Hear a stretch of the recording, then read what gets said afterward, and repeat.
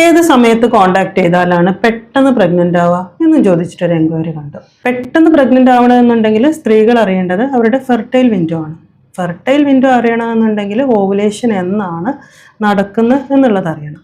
Ovulation കണ്ടെത്താനുള്ള ഒരു simple tip എന്ന് പറയുന്നത് നിങ്ങളുടെ സൈക്കിൾ ലെങ്ത് കണക്കാക്കുക, അതിൽ നിന്ന് ഒരു 14 ഡേയ്സ് മൈനസ് ചെയ്യുക.